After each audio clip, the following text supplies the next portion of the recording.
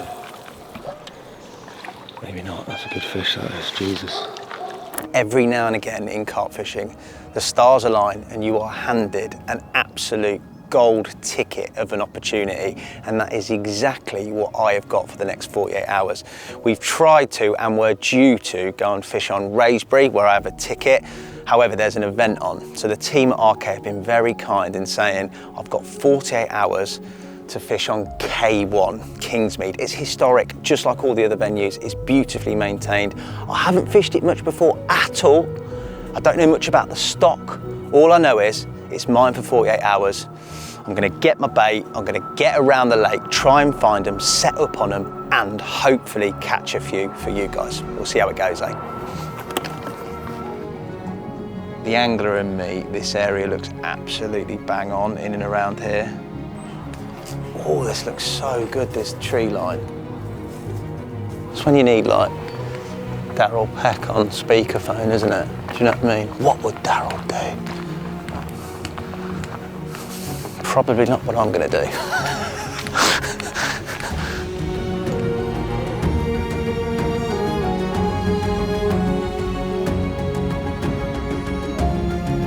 I'm not second guessing myself any longer. I've got to go in here to start with. The fish are sort of in between two swims, but majority of them I've seen here and some pretty close. So 4 fish is enough to go off. I'm going to the car, getting the rest of my kit, and at least for the start of this, I'll be in this swim.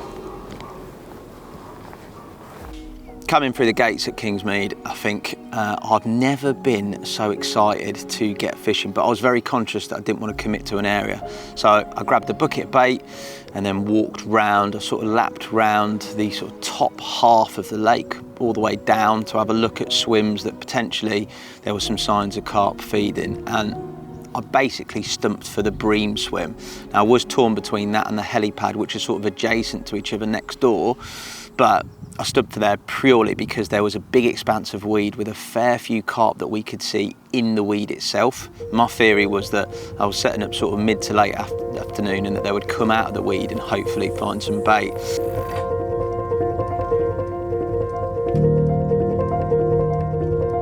The rods are ready. It's a 2-rod only rule. I've opted for a Ronnie rig, pink hook bait and a yellow hook bait, and I'm going to fish it over that bait mix. I'm probably going to put about 10 to 15 spoms out. I think there's fish in the area. I don't want to put hook bait straight in because I think the crashing of the lead will spook them more than the actual sound of a spod. So I'm going to get the bait out and then get the rigs over the top. I've chosen to fish 2 rigs on the same spot. The reason for that is that the fish that I have seen have been concentrated in one area rather than having sort of shows down here and it generally being a bit weedy down in this margin. I'm going to fish them on a nice clean spot that I found there. So I'm hedging all my bets, but I have seen fish. Fingers crossed, tactically I've done enough to at least nick a bite, but I'm buzzing to get the rods out. I cannot tell you. There's an incredible stock, not that I know much about. That first bite on any new venue is incredible, but on here, the atmosphere is just heightened even more. So without further ado, out go the spods, in go the rods, cross go those fingers.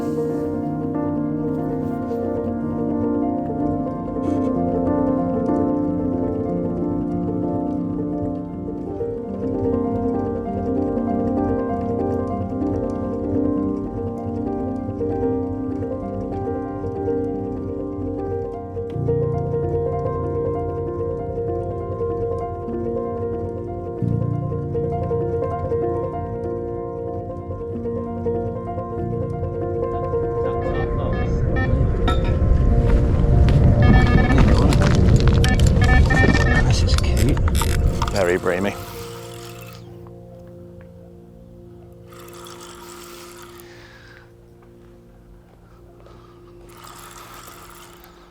Well, the rigs are working. How big's this bream? You seen the size of that bream?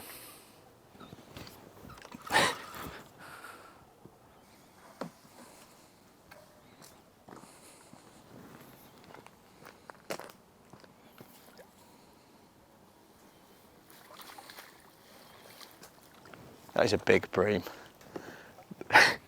It's not what I wanted. I did want something big, not a bream, but it's a bite off the spot. The bait's working. I might have to adapt the baiting approach if they are going to be a problem. I didn't actually know they were in here. I certainly didn't know their prevalence. I haven't seen any show, but the rigs are working. The bait's working, but maybe a bit too well. So we might have to change things, but we'll see what happens. If that goes again, it's not dark yet, could be quite a sleepless evening and I could be pulling my hair out. So I'm definitely gonna have a look at it though, because it's absolutely massive. Joke. You happy? I'm not. I want to get him back. Anybody who knows me knows I do not eat refined sugar, apart from the fact that the last 2 days has been my daughter's birthday and I've gone absolutely mental on it. So what I've done is I've got a pack of hobnobs, the finest hobnobs. And if, should I say when? That's a bit cocky. If I manage to catch a 40 pounder, I'm going to eat the whole pack to myself in joyous celebration. Finn over there is going to sit back and watch the magic happen.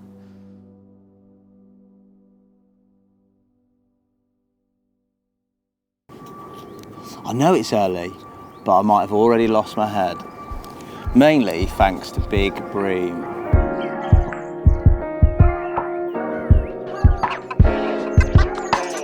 Good morning. I have definitely got something wrong. Last night I had another big bream, and this morning, first light, your classic sort of big fish bite time, I've managed to bag myself another couple of breams. So either the spot in this swim is not the one. I think this quarter of the lake we have seen a fair bit of activity, but as I said, for me it just resulted in bream. Now I changed the baiting pattern. I used more boilie and got rid of all the sort of particle and every other little bits, and I've just made a change in putting that rod back out and putting a match the hatch hook bait on to see if that deters the bream. I can honestly say at the moment I have got to definitely change something to make it happen. Rather than those 2 rods out on that one spot, I've got to start to split my bets, cover a few more options, and hopefully the next time one of these sounds, it's a Kingsmead carp, not a whopping great Kingsmead bream. In the morning, after catching a few more bream, I looked out, and to be honest, I knew that I'd made a mistake and I needed to change something. It didn't feel like I was gonna catch or get my first bite from that particular swim. And the clue came pretty shortly, sort of into the morning. I saw a prevalence of sort of shows and what looked like feeding activity back in sort of where the van was parked in the car park end. In particular, one swim, which I think is called Dog 4. So I decided to pack up quickly, get on the barrow, get round to the swim, and from there the fish were clearly present. They were showing, there was blankets of fizz. One thing was for sure though, the area was small and very, very weedy. Having 2 rods, I decided to use the baiting pole with both rods, put one sort of relatively central where I'd seen most of the fizzing and activity in the swim, and then put one to the right. Again, I'd seen fizzing and activity there, but using the baiting pole, I was as stealthy as I possibly could be. Within a short period of time, I started to receive liners, actually having to redo one of the rods because the liner was so savage, I feel that my lead could have moved. I replaced that rod, and within half an hour, the bobbin cracked the blank and I was away.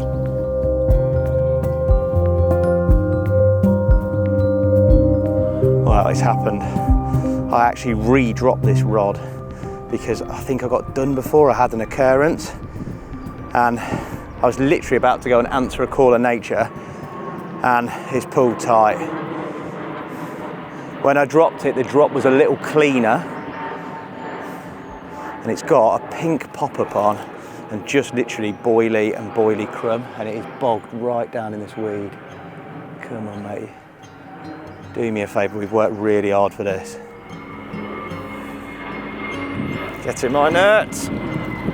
Yes! First bite, first blood. It ain't a big one, but I'm happy. Better than a bream, eh? Well, there you have it. It might be the smallest carp in Kingsmead, but hopefully he'll play an integral part in the future of this historic venue. I'm buzzing to actually get a carp in my arms after those bream. Change of spot, all those shows this morning, and to be honest, I thought I'd spooked him. The shows had subsided, but classically, he might be the straggler, but he's my first Kingsmead carp. So I'm going to slip him back, and that gives me something to build from. I'm going to keep using that stealthy method of the bait and pole. I think where we are now, I might do the night in there, I might move on, who knows, but I'm a happy angler. Carp fishing has so many layers for me. I mean, it is literally my life. It's what I do for work, and with that, and being in a very privileged position, through no skill, just through hard work, I do get opportunities to fish incredible places, just like Kingsmead here. I'm honest in saying that I don't take many of them. In fact, I don't take probably as many as I should, for multiple reasons. I've got a busy home life, a very busy job. I mean, I think a lot of people think I'm just out on the bank fishing all the time, as is pretty much a common sort of preconception of most people that work in the industry, is that they are out fishing all the time. Nothing could be further from the truth. It's long hours of work, a lot of work behind the scenes, in the office, at home, going to meetings, HQ, generally setting things up, but there are little windows in which things open up, and I said to myself, not too long ago, that instead of letting opportunities pass me by, that I would try and take a few of them that I could, that fitted in with the schedule of family life, that fitted in with the schedule of work, and gave me the opportunity to enjoy this beautiful sport that I love so much and always have. And this was one of them. Like, I was very kindly granted an opportunity to go on to Kingsmead after having, to be fair, a bit of a nightmare experience down at Wraysbury with regards to the fish started spawning. We were obviously ready to film, and then compounding that, at the same time, just as we were leaving, having a phone call about the death of my uncle. So a lot happened in that shoot, and because of that, and the sort of the emotion behind all that, and the sort of extreme highs that you get and the extreme lows, that experience down at Wraysbury being one of those extreme lows, I said, as soon as I can, if there's an opportunity that presents itself, I'm going to jump on it and hopefully, capitalise on those windows of sort of fortune. And being here, literally just being able to fish it when there's so many people that would give their left arm to fish it, is an absolute privilege. I don't know anything. I don't know the names of the fish. I don't know the stock that's here really. I don't know sort of the swim names or where people fish or how many wraps from here. That freedom, that sort of, I don't know, that rawness and that sort of complete new sheet of paper feeling is, it's beautiful, man. I hope I never lose that, and I hope that more opportunities arise in the future where I can do this in front of the camera, as well as even potentially when the family are a bit older, in my own fishing. Obviously I have my own waters that I fish, but I can honestly say in the last sort of period of time being on this lake, it's really sort of invigorated my sort of thirst for carp fishing. It can't fail to. I mean, just look at where we are and look at what we're doing. It is the absolute dream, and I'm very privileged to have the opportunity and to capitalise on it, and hopefully, just hopefully, from the lows of, as I said before, and everything that's gone on, just hopefully there's a little bit of magic from the man upstairs to round things off, but you never know. When the rods went out in the evening, to be honest, they went out beautifully. So did all the bait. And for the whole entirety of the session, to be fair for me, I've fished tidy for me. Normally there's a few stray casts or a few stray spoms, or it can be a bit haphazard, but things seem to go really smoothly, which is what I can say is a positive. That's probably where the positives end. If I'm completely honest, that night I had absolutely zero confidence. The lake just seemed dead. I was waiting for some change climatically or wind or anything just to sort of spark it to life. And I'd seen a couple of regulars that had come and talked to me who'd said the same. It was dead. They were walking around, they were going on different lakes, they were trying to find opportunities. I even said at one point, and I'll be completely honest, to Finn the cameraman, like, shall we just call it, come back another day, not that the opportunity might ever present itself, or go to a different venue or do something else instead of this shoot. You know when you know somebody really well, and I know the cameraman very well, and there are times when you have to G each other up. And he was very much saying to me, nah, I'm confident, it's going to happen, stop being like that, don't be negative. And I'm always ultra positive. I can cast my mind back at times where 9 times out of 10 I'm more positive than negative. Things have been right at the bottom end of things and I've managed to pull it out, and maybe I should have kept faith, but seeing what was in front of me, I really didn't feel it. And at one point I did say, oh, should we just call it early doors, middle part of last night before we tucked in. And then Finn was pretty much talking me into it. I don't know if he believed it himself, but it definitely sort of gave me a little bit of resolve just to sit there and think, in this crazy world of carp fishing with so many variables, with the ups and downs, and those ups and downs are even more magnified when you're staring down the barrel of a camera or trying to put on some sort of carp angling performance for people. The margins are so small, there are so many variables and things can change so quickly, but the beautiful thing about carp fishing is no matter how low you feel, how much you don't think it's going to happen, as long as you've got rods in the water, then it can. It's early, I don't know how early. The sun's up and my right hand has just pulled tight. I haven't seen anything in the swim, it's been quiet, but it's the magic of these early summer carp fishing mornings. There's loads of weed. To be honest, could even be a bream, there's that much weed about, but we've had a take. My heart's pounding, and I'm trying at the moment just to keep steady pressure on this fish to get it out of all this weed.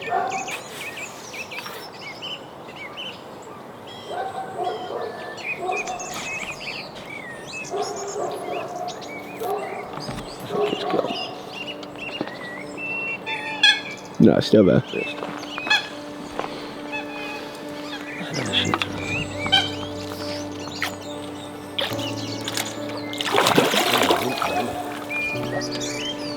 Maybe not, that's a good fish that is, Jesus.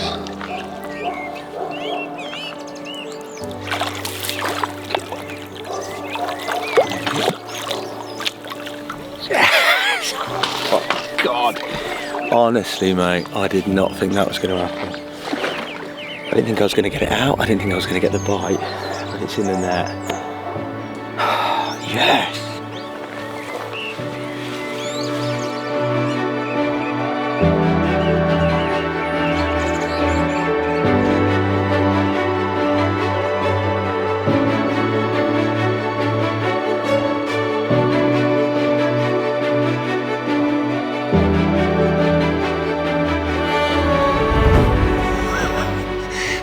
Well, hobnobs it is. There's a 40 pounder. I'm lost for words. That's coming from a man who talks a lot. Sometimes, as I said at the very start of the film, opportunities present themselves in carp fishing, and often they don't lead to anything, but this has led to this incredible old beast. I'm buzzing. I'm going to be absolutely floating home. I couldn't be happier. What a day, yes! Carp fishing, what a buzz. Before we came on the shoot, I don't really eat refined sugars, and I always take the mickey out of Finley, the cameraman, who just eats refined sugars. So I thought, my sister's birthday weekend, I've gone a bit hard on the old sugar for the first time in a very, very long time. I'll buy a pack of hobnobs and tempt fate. If I manage to catch a 40 pounder, I'll eat the whole packet, first biscuit to last, in front of Finley. I genuinely thought those hobnobs were as far away from being eaten yesterday as they are being made in the factory today, but that's magic, mate. I'm eating hobnobs and I'm eating a whole pack. I'm just gonna smell them first. That is the smell of a 40 pounder. I'm not dunking that, by the way. That was well earned. The most well earned hobnob I've ever had. I've got a few more of his friends to get through as well.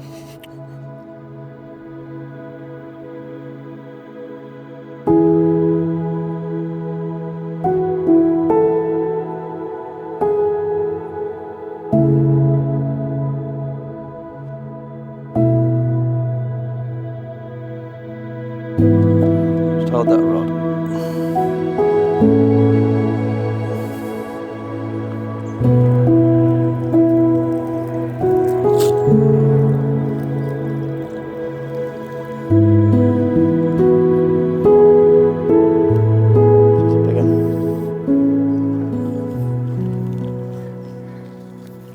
only halfway in. She's a big one. Oh my God. Come on now. Christ. Power in. Yes! Not textbook by any means, but that. Oh, extra time. God, boys.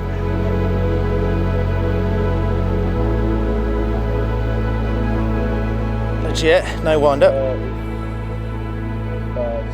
35.6, that will do nicely, man. What a Brucey bonus at £35. Yeah, what a session. What an end to a session, the best one. Well, they think it's all over, and it definitely is now. I just slipped back that 40. As I was packing my bivvy down, the bobbin cracked the blank, and an intense battle through the weed beds, and I've got myself a 35 extra time pound bonus. It is literally the stuff of carp fishing fairy tale endings. Greed is good, they say. One would have been enough, but this just tops things off. It is genuinely the best end to a session I could ever dream of. A massive thanks to RK, a massive thanks to you guys for watching. And honestly, I am living the absolute dream right now.